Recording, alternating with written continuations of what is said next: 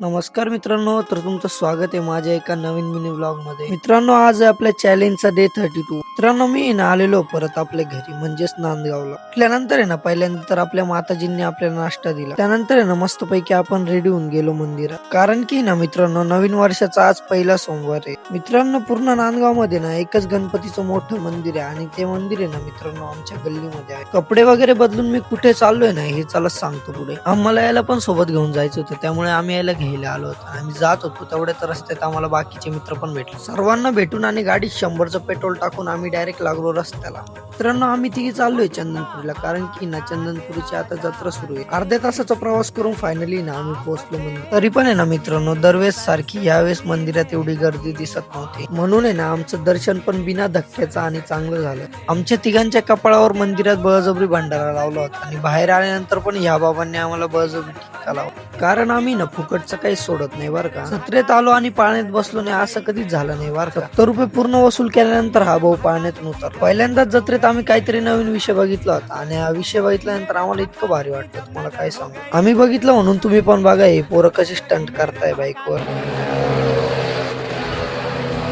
पहिले तर आम्हाला वाटलं फक्त बाईक आहे, त्यानंतर आम्ही हे पण बघितलं.